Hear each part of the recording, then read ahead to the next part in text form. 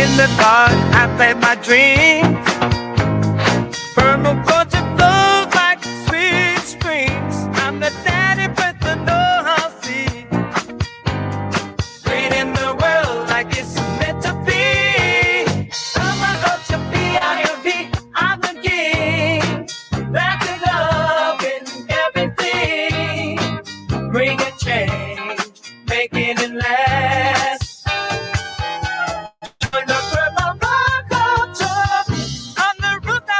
Welcome to episode 342 of the Permaculture Pimpcast, where PIMP stands for Permaculture is my passion.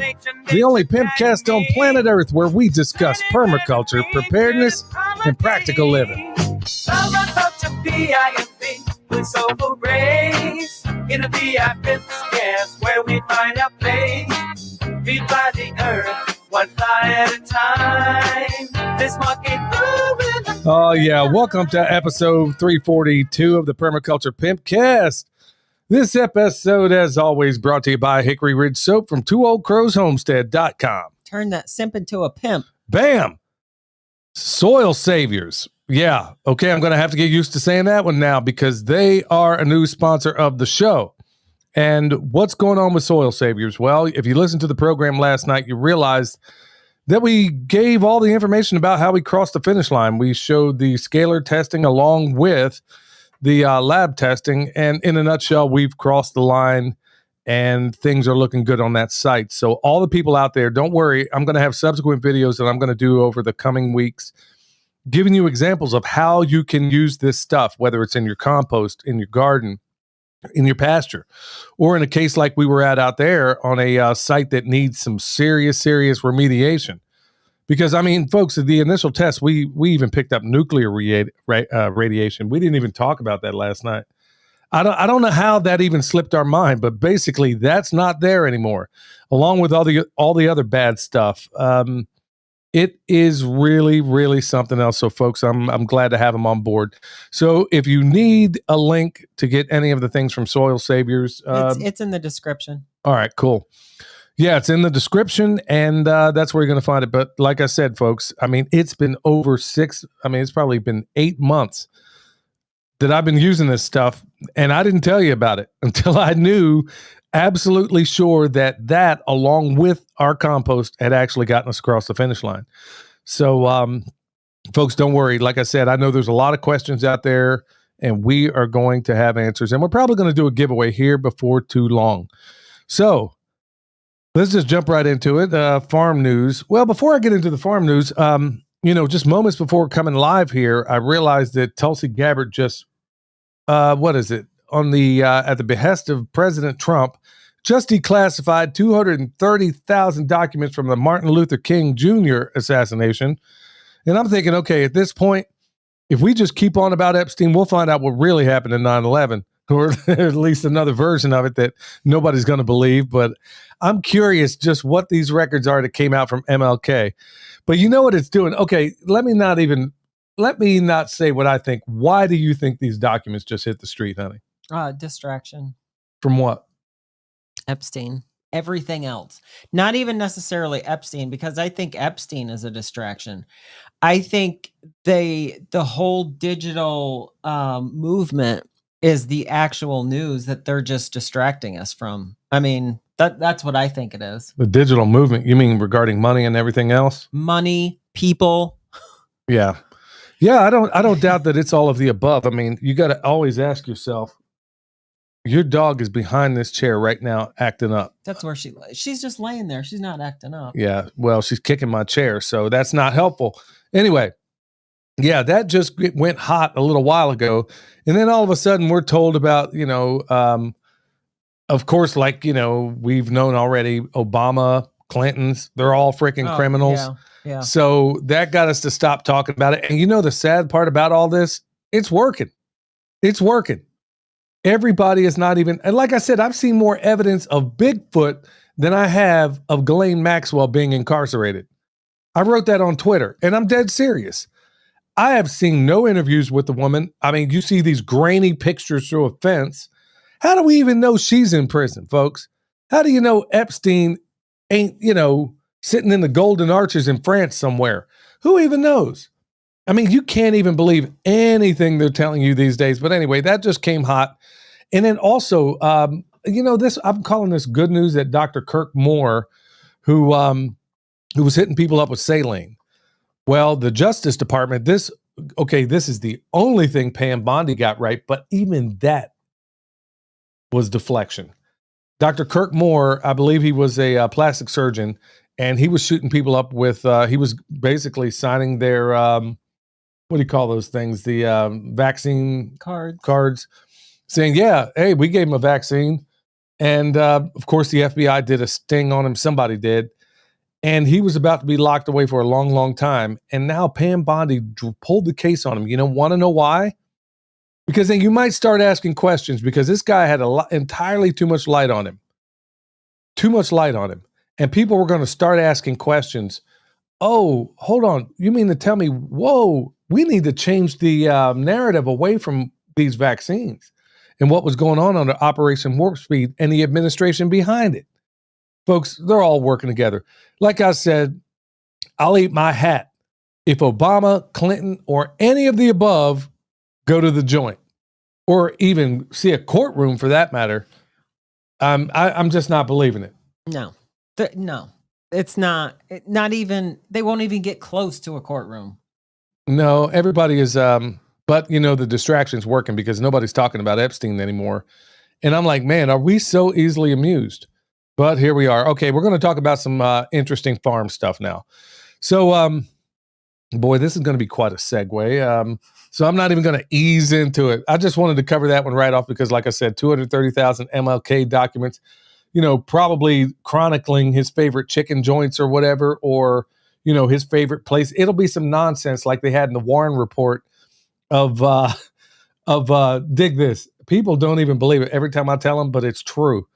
In the Warren Commission reports, they actually did a study of the dental records of Jack Ruby, of the dental records of Jack Ruby's mother was in the Warren report for the JFK assassination. So that's the kind of stuff that they fluff in here. I mean, just asinine nonsense. Oh, they just did it as a filler, you mean? Just to fill pages? The fill pages, they actually put that in. So, even if, like Jim Garrison said, even if he intended to bite Oswald to death, it still would have not been relevant. It's mind boggling. So anyway, 230,000 documents. I'm sure that's going to keep some of the sleuths busy for a while, and nobody's going to be asking any more critical questions. So it's already working, folks. Get your house in order. But anyway, farm news, we'll talk about some of that. Freeze-dried some bee pollen. So I was collecting the bee pollen off of one of the hives, one of the stronger hives. And I'll be honest with you, man, the amount you can get in a day is really astonishing. So we have these pollen collectors. I talked about this more on Patreon. I didn't do anything on YouTube, but we were collecting the pollen, and I didn't want to stress them too much, so we didn't go too crazy. And plus, I got onto it way later than I should have. But up until now, I've been buying bee pollen from other places. And I'm like, okay, man, if I'm trying to eat as local as possible, you don't get any more local than right here where you're living with the things that are most relevant. So I freeze-dried that and got the equivalent of a quart jar of bee pollen. And I use about a teaspoon of it a day. I put it in my salad every day. So that should last me for a little while anyway. Yeah, the best time to do that is in the spring, isn't it? Yeah, early to mid. You could even do it right now, but you don't want to go too crazy because their brood requires some of that stuff. But, this is one of those added things, the bee pollen that we're trying to do to eat even more and more local and become even more and more self-sufficient. Even though we haven't done a whole lot of videos as of late, that's really the goal around here, is to get closer and closer and closer to self-sufficiency. I mean, people can tell you all day, oh, go buy Bitcoin, go get silver, go get gold. You know what? I know a lot of the people in that space, and I might know one or two. Actually, Steve, and he might actually be in here. I only know a couple of people who are in that space that even think about whether or not they have enough food. It's just mind-boggling to me. Okay, you feel like you need to be prepared enough to go out and get Bitcoin, gold, silver, and all this other stuff, but You don't know how to grow food. You don't have any put back. You don't have any of those things. And that's in a lot of folks. But anyway, the bee pollen's off and running. And for 2 days straight now, I've been doing nothing but getting honey off of the frames. Before it's all said and done, this batch, which we were a little late getting, so we just added another super on top of them. And instead of waiting until the whole season, which thank God we didn't do, because good night, man. I mean, I've been doing this stuff like the last 2 days and I'm still not done. And before it's all said and done, I'm thinking we're going to have about 15 gallons of honey so far. And that's at this, at what we've collected right now. By the end of the season, I'm guessing it's going to be probably 30. So if not more. So that's a whole lot of doggone honey. And we do a lot of stuff with it. Steve is asking, how do you harvest bee pollen? Yeah, there's these things called pollen collectors. They have a wooden, all you do is obstruct the entrance of them going into the hive.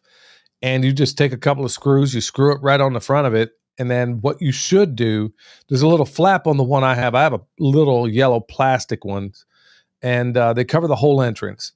And it's really neat. So it has a little flap on the front of it that when you want them to get used to it, you can open the flap. So leave it like that for a couple of days. Then when you're ready to collect pollen, you close this little flap. Now they got to go through these tiny holes, which scrapes off the pollen and then collects in this little dispenser down below. So all you do is every day you go out there, just kind of pull off the dispenser. And then ideally, I mean, Michelle, as good as anybody. You can't get any straight answers from two beekeepers as far as how to do something. Folks, I mean, that's just what it is. When it comes to, you can get straight answers when it comes to just about every other thing in farming, but you will hear people be vigilant about a certain method, and then another person who's equally as competent, equally vigilant about the polar opposite of that method. So you're just going to have to play with it. So as far as leaving them on there, some people suggest, leave them on for 2 weeks to a month. Okay, I'm like, something just didn't feel right about that. And it seems to me that it's probably better to just several days out of the week. Remember, we're not trophy hunters in permaculture. We get a harvest, and that's what we do, but we don't want to harm anything in the process if we can help it. Now, obviously, I'm going to harm some chickens when they go in the freezer. I'm going to harvest a deer when I get one of those. I'm going to harvest, obviously, there are times where you got to spill blood. But when it comes to your insects and stuff like that, we're just harvesting just enough to get what we need. Now, if I did all the hives over there, I'd probably have a gallon worth of this stuff right now. But I did the strongest one, and it looks like it works. So anyway, they go through there, it drags off the pollen, lands down in the collector, and then you quite literally pull out the collector, and I just replace it with another one every day. So when we go down there, just out in the morning, we're up before sun anyway, before the sun comes up. So we go out there, pull them out, put the other ones in, and you're off and running. So, and then you take it. As far as what you do with it next, I refrigerated it because I wasn't quite sure what to do. And when I was looking for different preservation methods, a lot of people tend to dry it out. And then I looked, and it turns out freeze drying, you can keep even more, 98 to 99% of all of its nutrient quality just by freeze drying it. So it seemed like there was quite a bit of moisture in there. So to dry it would take quite a while, wouldn't it? Like if you just depending on like a what do you call that? A dehydrator? If you put it in the dehydrator, first of all, I don't even know how you go about. Well, I guess if you put down some parchment paper or something like that, because otherwise it's just going to fall right through. I don't know how long it would take, but dehydrating is nowhere near as good as freeze dryer. Yeah. So if you need one, we got one linked here as well. So anyway, that's how we're driving on with some of this stuff. So I may put them back on for a little while. Also, another question: where do you get your glasses, and what are the colors for? Okay, so these. I don't want to tell you about this company because, man, I didn't realize when I got them they were going to have a bunch of satanic imagery on them. So I don't want to tell you, but go check out any glasses that Dr. Jack Kruse, Kruse, whatever he recommends. Dr. Cowan, Alexis Cowan, she may have a website. Anything they recommend, but I'm not going to tell anybody about these glasses because I was out there with a file trying to scrape off this satanic imagery they had on the side of these things.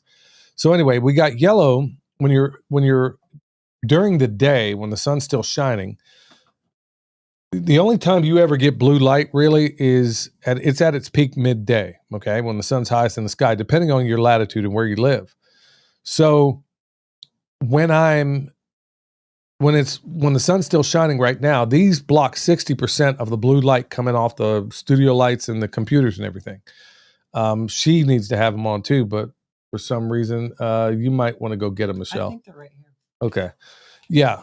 So anyway, the sun is no longer producing blue light, so I'm blocking it whenever that happens to whatever extent. So I'll wear these yellow ones, which block 60% until the sun goes down or getting close to going down, and then I'll switch over to red, which blocks all of the blue light. Now you got to be careful whether it's coming in from the sides, but yeah, that's exactly. No, Tammy, the name is Kruse, Dr. Jack Cruz, or like I said, Elizabeth or Alexis Cowan, Cowan. I would go with whatever they recommend, but like I said, I won't be giving this brand any shout outs. Had I known what they had on here, I wouldn't have bought them, and they were quite expensive anyway. I don't know that you have to spend as much as we did to get these, but really, it makes all the difference. In fact, there was a night the other night where, why don't you tell them what happened? Yeah, there was a night we were doing a Zoom call with somebody, and we were on, it was like 2 hours that we were on, and it was late, and then we just went to bed after that, and I slept. That was like the worst night of sleep I had had in a long time. And then I was thinking about it later, and I was like, oh, I didn't even have my glasses on. That's why I just tossed and turned all night long. Yeah, because your body, the blue is telling you go, go, go, go, go, and you only get it midday. So if you're going to stay within your circadian biology, you want to try and folks, there are so many insidious things around your house, absolutely pernicious, the way they do this stuff. I mean, for example, you may not even think much about it. Sun goes down, you get in a refrigerator. Well, those are all LEDs and they're all blue lights. So you got to be thinking about that stuff. Your coffee pot, all you got to do is put on your red lens, go around the house, and you'll find out where all the blue light's coming from, because if the light changes, you know that there's blue in there. So, night lights. And plus, honestly, with all the disruption it was doing, night lights are some of the worst culprits out there, not just for blue light, but also for screwing up the sine wave on your house. Trust me, I've done videos on that and I've talked about it. So, it'll make your power even dirtier. But anyway, yeah, we wear these as such. So, so other things going on around here. Let's see here.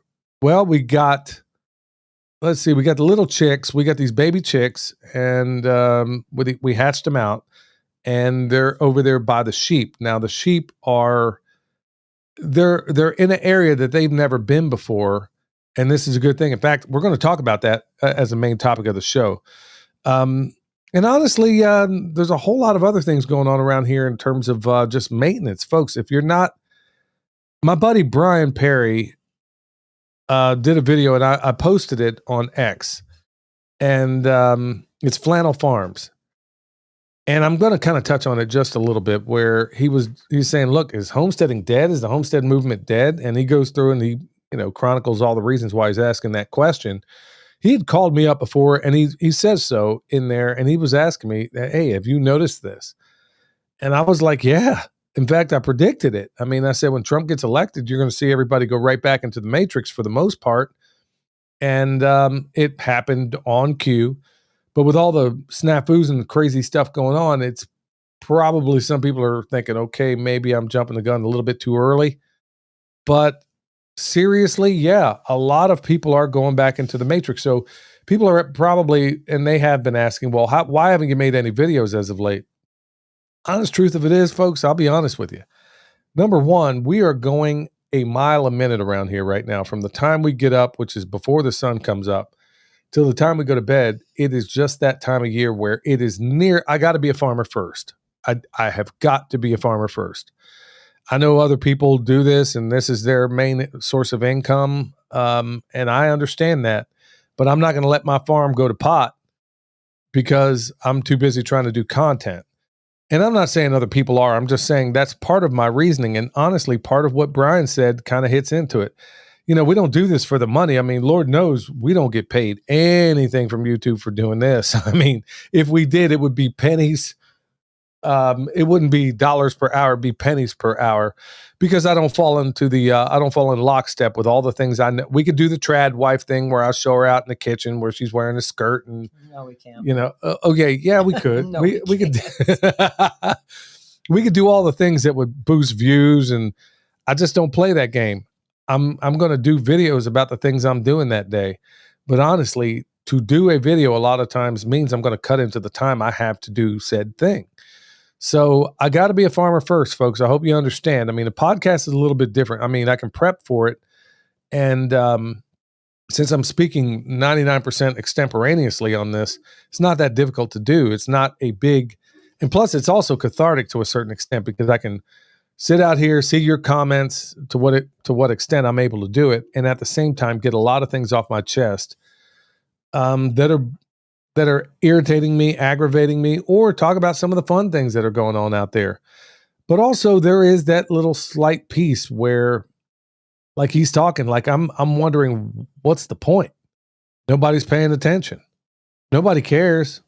And that's honestly the mindset that I've had as of late, just seeing what's going on. It's like I can't even believe how many people just don't care. You're being poisoned from the sky.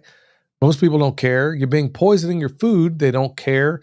Poisoned in the water. Your kids are being poisoned when they go to school.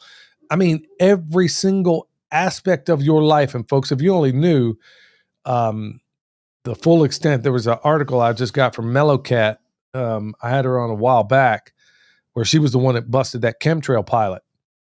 And the latest thing, Ice Age Farmer apparently is back in the saddle again, and she linked a story from him. And every day, it's like you're hearing about worse and worse stuff going on, and it's like no matter how bad it gets, people seem to acquiesce even more. So I've been lately saying, well, what's the freaking point? I mean, I'm out here doing this honestly because I love the work. But I'm also saying, well, why am I doing it when nobody cares anyway? Well, and then like Neil said, he said, we care. And that's what I see. It's like, if you're awake, then a lot of people know what's going on. And it's like the people that don't, if you don't know what's going on by this point, it's because you don't want to know what's going on. You're actively avoiding and trying to not know what's going on. Yeah, well, and he's right there. It's he's absolutely right in terms of I'm not even gonna focus on the people that don't care, because honestly, look, when things go sideways, and it's not if, it's, you notice I said when they go sideways, because there is no way the good Lord can bless a country like what we're doing. I mean, the Roman Empire has zero on what's going on. I mean, they don't even care. I think the reason why we haven't been attacked by any foreign country is they're like, if you think about it, if you're in the Russian Politburo, you're thinking, anywhere, any would-be adversary, they're probably thinking, man, these guys kill their own people, man. Why we don't want to attack them, dude. They're too big. I mean, they killed their own people. And why do it? But yeah, I'm going to get back in the saddle as soon as I can, folks. But honestly, I'm just being honest. And it's also cathartic for me to say it, is I am just floored at how many people who should know better still don't care, even when it affects their kids. And they still don't care. And it's like, no matter how bad it gets, they care less and less. And I'm even talking about family members, y'all.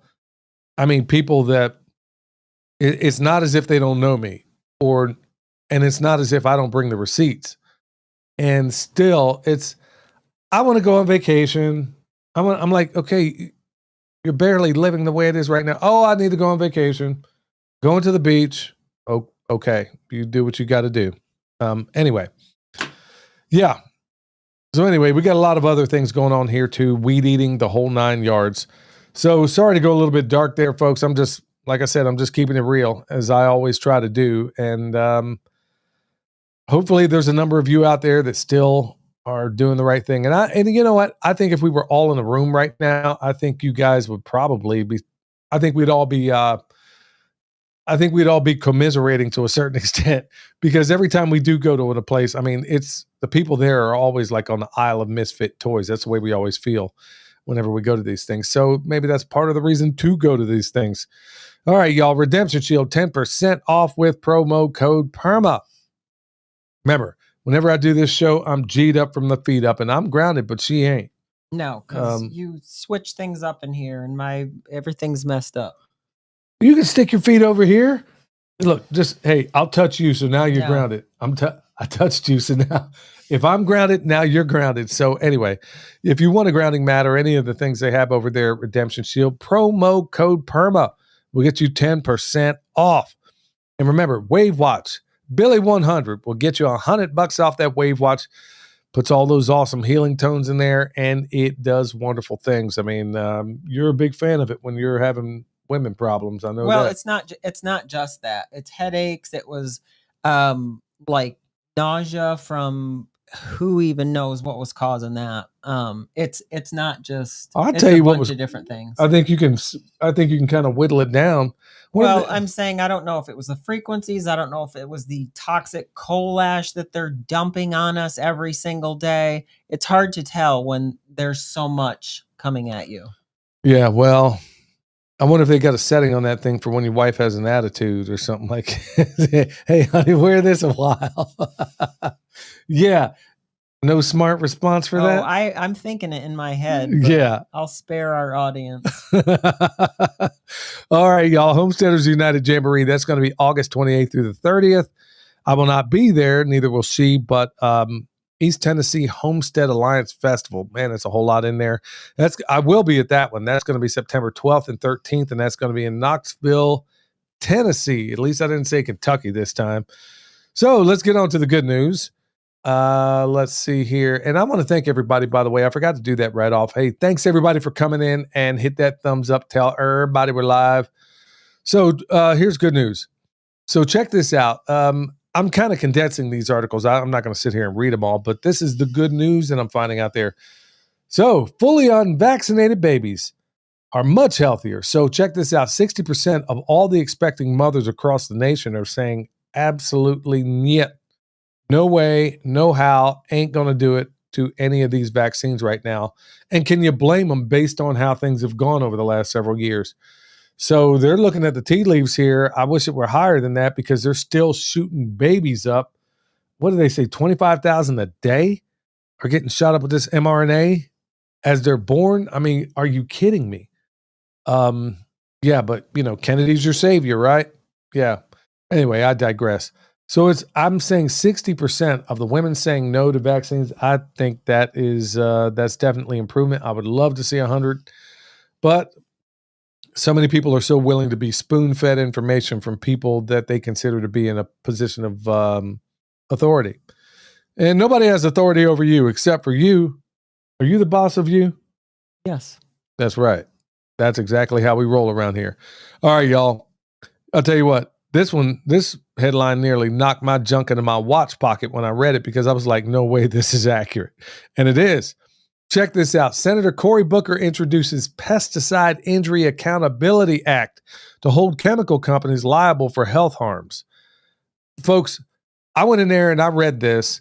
One of the big movers and shakers on here is a lady named Zen Honeycutt, which I actually was hanging out with her not last Saturday, but the one before then.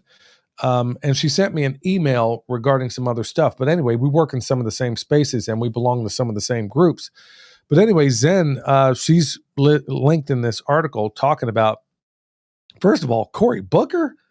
I mean, in a million years, I would never have guessed that. And if this thing even gets past committee, I will be shocked because folks, well, Michelle, why don't you tell them why something like this is going to be so difficult to get through our Congress? Well, because they're all bought and paid for by the chemical companies.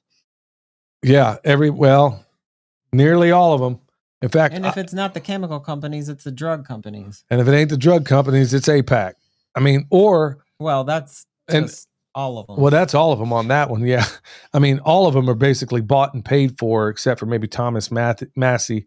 And as of late, I've been seeing some decent stuff out of Marjorie Taylor Greene, but I've seen some bad stuff out of her before too. So, just stay alert, stay alive when it comes to that stuff. But anyway, Cory Booker, I'm like, one of the biggest dopes in all of Congress.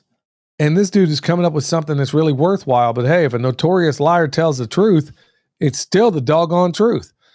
But the reason why they'll never let that see the light of day is everybody in the Midwest, where they're crop dusting like crazy. I was talking to Pat Miletich.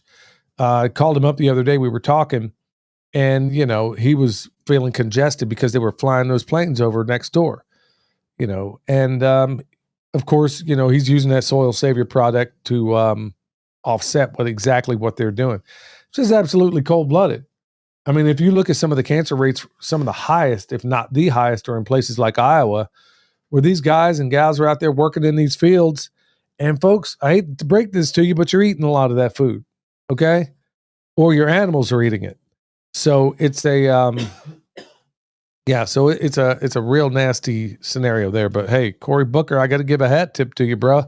I would have never figured it. So nutrient deficiency is a leading cause of dementia in Americans. Sorry. So when you get down to this article, they're going to talk about how getting ample vitamin D reduces your dementia risk by like 32%. And here's the bottom line of it, folks. They're in the article telling you to supplement with vitamin D. Why on earth would I ever consider doing that when there's a sun outside and I can get some of it? Now, I got it. I mean, some people are going to be in a position where you can't. But once again, Jack Cruz makes a pretty good argument as to why you might want to reconsider, especially if you're a person with high melanin, why you might want to reconsider using any of those D supplements. So anyway, you can get and besides, I mean, it goes back to leaning into nature more than I do mankind. So anyway, long story short, they're talking about if you get ample amounts of vitamin D, it's pretty doggone hard for you to get dementia. So, I mean, that's it in a nutshell. I believe it's the same as with a lot of cancer, specifically breast cancer. If your vitamin D levels, I don't remember the number that he quoted, but I know it's at least 76. If you have higher vitamin D levels, your risk of cancer goes way down. And also, I was just talking about the RDA. I was just listening to Dr. Henry Ely talk about what exactly, like where our RDA levels originated from. Recommended daily allowance. Yeah. And it was like basically what it took to keep a 19-year-old alive in war, a 19-year-old male. So they're so low that it's basically just to keep you alive. It's not to keep you healthy or to keep you from, like, if you're fighting off any illnesses or anything. So they're so low that it's just to keep you alive. Well, plus they're telling you, I remember as a kid, trying to make the argument to my mom, like, hey, can we get these Fruit Loops? Because they got all, because you would see it flashed across the TV screen when you're watching cartoons on Saturday when I was a kid. And you would see the fortified with whatever vitamins and minerals and all this nine. I'd sit here and try to make that argument. Of course, yeah, she would get them, but she's going to get that no-name brand. She wasn't getting, we weren't getting the Fruit Loops. It would be the Fruit Loops. It came in a long tube that almost tasted like Fruit Loops. They look like Fruit Loops. But anyway, the point being, it's all junk. Everything they're telling you is a bunch of garbage. And you got to remember, the food pyramid, and Mark Sisson in his book, The Primal Blueprint, makes the unimpeachable case. You ever wonder why the food pyramid is, shaped the way it is? Where grains, you're supposed to eat a lot of grains and stuff at the bottom. Actually, it should be inverted. But the reason it isn't is because of the lobby, the money that was given to Congress. And as you go up that pyramid, and he makes the case in the book brilliantly, it's called The Primal Blueprint, that as you go up that pyramid, the higher you get on the pyramid, the less money that was donated to your politicians in DC. I mean, if you think this ain't as absolutely corrupt as it gets, I don't know what to tell you. That's how the food pyramid is based on who broke the most bread to these politicians. So anyway, yeah, We are going to move on to my man, Eric. Hey, Eric Sider here with your Pimpcast tip of the day. Today's tip, are you prepared to run? A wise man once said, you got to know when to hold 'em, know when to fold 'em, know when to walk away, and know when to run.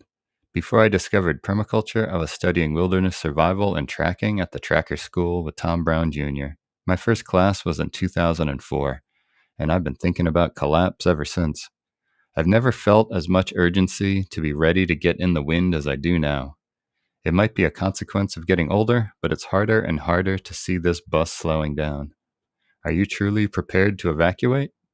I know I'm not. I'm susceptible to complacency and tunnel vision like everyone else. All my focus for the past year has been setting up this community group, which is the only way I see any of us surviving where we are. But what happens when it's time to get out? A well-stocked bug-out bag is a great first step, but do you have a destination in mind or multiple destinations? Have you actually traveled the routes to those destinations? You might need to go north to go south, depending on the circumstances. And do you have supplies stored along the way? A great practice would be to rotate out your supplies every few months and give you the opportunity to check those routes at the same time. If you're stuck in traffic during evacuation, it's already too late. You should have been long gone before then. And if you live in a city, you better have a way to get out in front of the chaos that doesn't involve four wheels, because you're going nowhere fast. An e-bike with a spare battery can get you around 100 miles of range. So that would be the first place I'd consider storing a four-wheel vehicle. You can find me on YouTube and Instagram at Eric Sider. And if you're in need of permaculture t-shirts or remote permaculture consultation and design, head over to ericsider.com. And we got some new ball and gear in the Pimp Gear shop. So head over to pimpgear.co to pick those up now. That's my dog right there, man. I'm glad he brought that up because I was going to bring it up anyway. I just went through some of the. Have you looked at some of those shirts that Eric sent through email? Yeah, so he's got a whole list of shirts. I'm going to buy every last one of them, and one of each, I think. In fact, Michelle, can you do that for me? Can you buy one of each? And I'm going to start wearing them all the time because Eric makes the best shirts out there, best conversation starters out there. But man, he makes a really good point. And it's funny because I got an e-bike out in the garage that I've been meaning to do a video for probably 6 months now on the very thing he was talking about as far as bugging out. Think about this. And years ago, I was talking about this and people in a lot of the reason I got out of a lot of the preparedness circles is everybody had their own little pet thing and they were so myopic, they couldn't see the big picture. And it's still that way, I think. Some person would be in the cars and that's where, look at my bug out vehicle. Well, do you have food? Or you'd have a person that was in the gardening but didn't have a gun to protect it. Another person that hunting but didn't have any storable food. Yeah, I mean, it was like, and that's why I got out of that because it was, especially in Kansas where we were at the time, where we first started, it was just like, man, I don't understand why so many people aren't seeing the whole doggone picture here. Anyway, Eric brings up something that I brought up, I want to say 20 years ago. And that was, okay, a soldier can walk 25 miles in 8 hours with about a 35-pound pack on his back. And you got to figure soldiers are generally in decent shape. So, and that's 8 hours of walking. Okay, your feet, I don't care how hard you are, your feet, your body, everything's going to be wore out after 8 hours. You can cover that same 25 miles on a bicycle in a fraction of the time and still be way fresher when you get there. So when they came out with these e-bikes, I'm like, okay, let me reach out and see what's up with that. So I got one out there. I just still haven't done the video yet. In fact, it's still in the doggone box.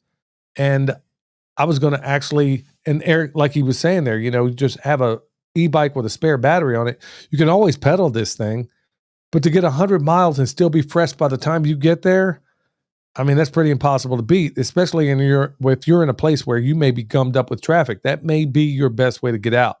So that and a bug out bag, and they even have some where you can put a back seat on it, have a side cart. Yeah, Michelle, I'll have you like Snoopy and Woodstock. No, I'll get a side cart for this thing and give you some goggles and a map. I'll have my own bike. Thank you very much. You don't want to be like Woodstock in the side cart. I'll be Snoopy driving. No. Anyway, yeah, so Eric makes once again a great point. But anyway, check out those shirts. And they're linked also. I take it at the Yes. website and at the show. They're linked in the description. They're Okay. linked on the all of them aren't linked on the website, just the first one is. But if you click that link, it'll take you to his website where you can see all of them. Cool. All right, y'all. EMP Shield $50 off with promo code PERMA. Remember, things get stupid out there. Like Eric said, okay, e-bike may be the only thing you get going. So, to make sure you can get to the house anyway, check out empshield.com. Promo code PERMA will get you $50 off. And look, we're going to jump right into this because I'm going back to more of my roots of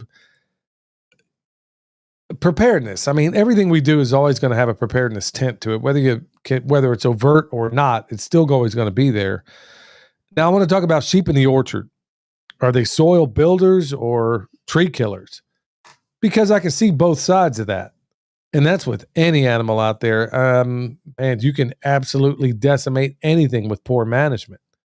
So right now they have access to a small part of our orchard that flanks the driveway that they've never had access before.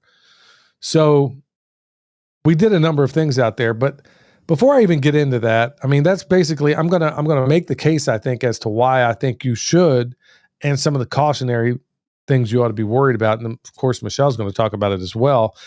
Let me just tell you something right off.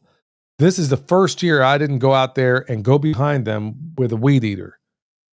Now, one of the biggest reasons for not doing that is, number one, whenever a ruminant bites off anything, in their saliva, there's almost like a healing compound for whatever they bite that will make it come back better.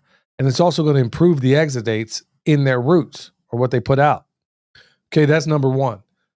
But number two is, and this is a big one, folks, and I didn't realize just how big. And maybe that's why we got a bigger honey harvest this year so far than we ever have. And I think it has to do with the fact that instead of using the weed eaters and going behind the sheep, now that we have enough sheep that are able to keep up with everything going on out there, instead of using the weed eater, they're leaving all those pollinators in place, because when you go through with a weed eater, what's happening? Well, they're not, I don't know if they're leaving all the pollinators in place. They're just not taking as many out. Not even close. But the weed eater, I mean, you really have to, the thing I noticed with the weed eater is you're supposed to do it high. And it's like, the more you do it, the lower it gets. It's a struggle to weed eat at a high, because you're only supposed to take the seed heads off. Yeah, well, if you do it that way, but we're realizing, you know what, out of those winter grasses, just by not weed eating, I got a second run on the winter grasses. Had I knocked those seed heads off, and now we still get the benefit of both worlds. But honestly, I think our honey is blowing up even more because I didn't use the weed eater this year. And because I saw such good, areas that used to be absolutely bare on the side of the mountain are not. And I think a lot of it has to do with, obviously, management and a number of other things, but the sheep being critical in that role. So all those flowers that I see the bees out there when I'm, just out getting sun or whatever, they wouldn't be there if I was out there with a weed eater. They would not be there, but they are now. So that's number one. So I'm thinking, okay, well, how on earth can I get them in here, get them to do everything and not decimate everything? Well, to set up the area, let me just tell you right off the bat, these guys, if you got young trees, they will absolutely destroy them if you don't protect them. So how do you do that? Well, if they're really small trees, if they're bigger trees, I'll just use hardware cloth around the bark, because sheep, depending on the tree, have been known to girdle a tree. They will eat the bark. They will, but it's not, I don't think they're as bad as goats. No, they'll get to it eventually, and they will girdle a tree. So if you have any concern about that, hardware cloth is your friend. And if you put that around the trunk up to about, I don't know, maybe 42 inches or so, that's usually going to be sufficient enough. Now, if they're goats, I don't know if you can put it high enough, man. It's just going to be what it is. So number one, protection. So it took us a grand total of about maybe 20 minutes to prep the area. And like the blueberries, of course, they're going to wipe those out as well. So we put either hardware cloth around the trees, or we take woven wire fence and we just make a regular cage and just stick some intermediate posts in there and then just put them around these trees we don't want them to mess with, or bushes, whatever the case may be. And folks, I got to say, man, they are doing a bang up job, but they are going to create a certain degree of damage because with the orchards on the side and another part where they had access, they always they always bring with them a certain level of destruction, especially in steep terrain. So you got to ask yourself, is the zero-sum game worth them being in that orchard? And for me, the answer is a resounding yes, because it only takes me maybe 15 to 20 minutes to fix up what they've destroyed. But they're giving me access and they're eating things. I'm going to let them eat anything from about 42 inches all the way down anyway. So they're giving me access by eating all the stuff out of the way so I can even see what's even in there. And nearly everything we have growing in there is perennials, unless I'm mistaken. Right, it is. Yeah. So they're not just going to, unlike mankind, they don't just go in there and decimate something. They go in there, they eat some, and then they leave it. And then if you leave them long enough, they will decimate it. So we got them over there right now. But now, think about this. When you put sheep in that orchard, here's another thing I'm getting that I'm not going to get with a weed. How long would it take you, by the way, of you weed eating? To weed eat that entire whole, it would, like, from the top of the driveway to the bottom and then out, like, to do the whole area, it would take me a couple of days. And I would have to do it a few times a year. Yeah. So now these trees are big enough and we feel comfortable enough to go ahead and let them in there. Yeah, they're doing a little bit of damage, but you know what? That's 2 days that she doesn't have to devote in the weed eating at all, because they're eating all these perennial species that are used to having some degree of trauma, and they're going to come back just fine. But they're also stacking functions, because now all of a sudden we get the benefit of their manure. I mean, that is about, and they're not going to do what chickens would do. This is the problem with letting chickens into an orchard, is that when they go in there, folks, what they will do to a mulch ring will absolutely blow your mind. Sheep might do a little bit of damage, but it's easily fixable. Like the sheep won't disturb like the bulbs or the garlic that's planted. They'll step on it, but they won't completely scratch it out. Yeah.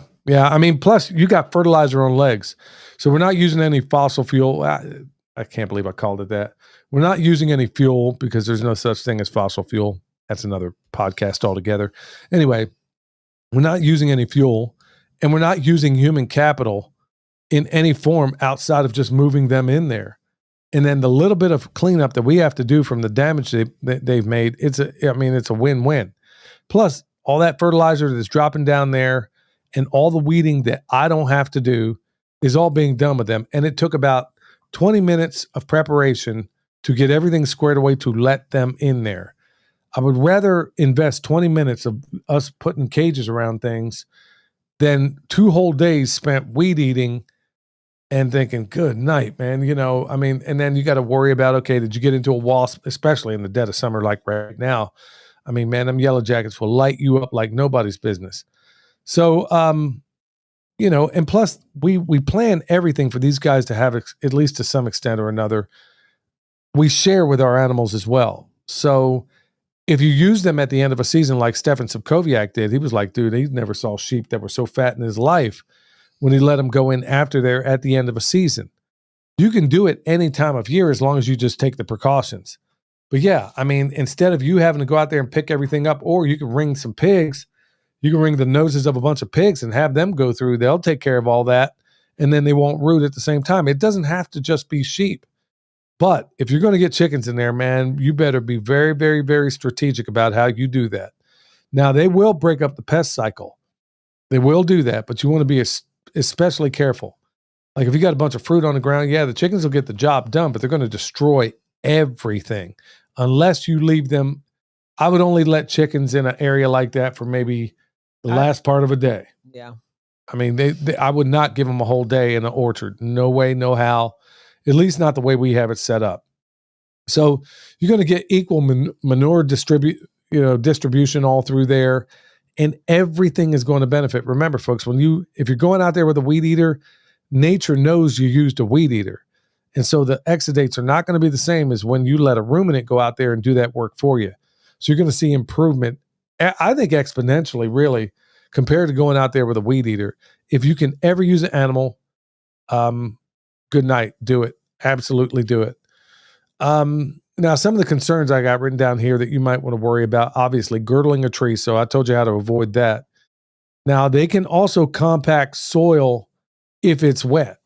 So you want to be really careful about that. But sheep are it's not like you got a cow out there. I mean, these are low impact animals. And they're not going to do a whole lot of damage. So even if you leave them, like if it's raining, okay, leave them in there half a day or maybe a whole day, and that's it. You don't leave them there for a whole lot of time. Now, obviously, this should go without saying, but overgrazing.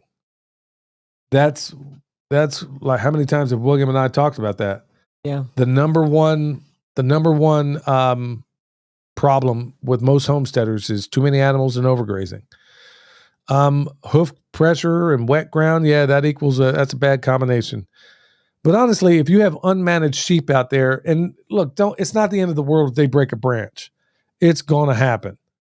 But you can also prune to where everything below like 41 inches or so, where they can get some of the stuff. They might break one of the lower branches or something like that, but it's not the end of the world. So they're not going to climb the trees like goats will. They're not.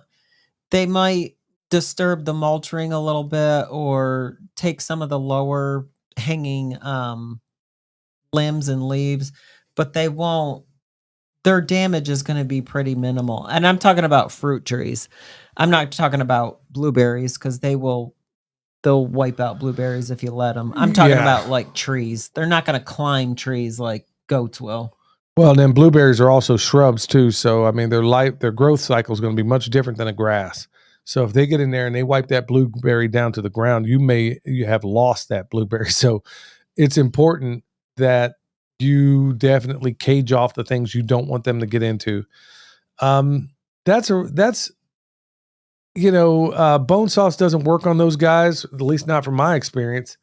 They're like, okay, whatever. Now this works on deer, but I don't have lamb bones in there either. So maybe it would if I made it out of lamb bones. But anyway, it's not that difficult a process for me to go out there and cover these trees up. 20 minutes of investment, and it avoids all this extra work. And then I get all these other benefits to go along with it. And folks, like I said, rotate them often. 1, 2 days, 3 at the very max. I never let any ruminant or any animal for that matter sit in a spot for more than 3 days.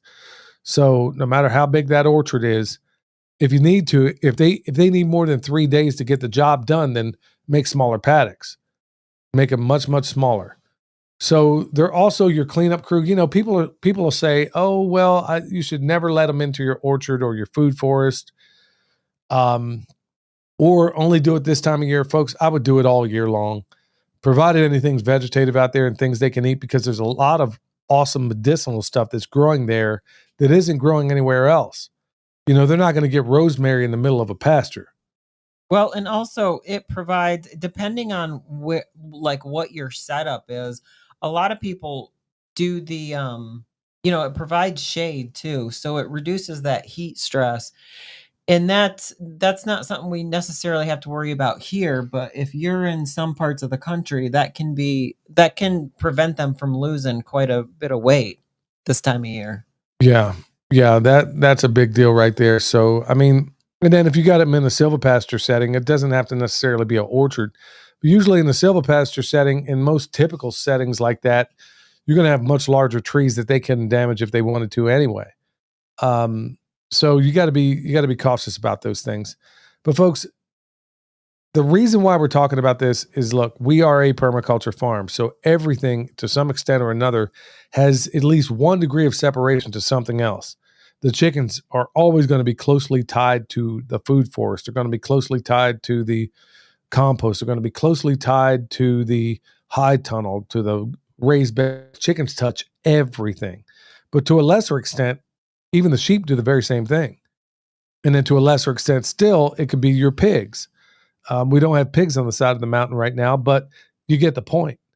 Everything can be integrated, and it can make your life easier if you manage them well. So instead of us spending, and that the human labor of it with you doing that is something I really wanted to point out. She never wants me to do the weed eating in tight spaces like that because she thinks I end up, you know. I think nothing. You end up, first of all, you don't even know what my plants look like that you should not weed eat. So then they get weed eated. That's why I don't want you to do that, because all my stuff ends up chopped up. Well, it's getting eaten up right now. But the good thing is that these guys will only partake what they need, and then they'll move on. And then there's honestly some poisonous stuff out there. Well, and honestly, there's things that if they eat too much of it, it will kill them. But you will never see an animal kill itself when it had an availability of things it could eat. So that's the important thing to take away here.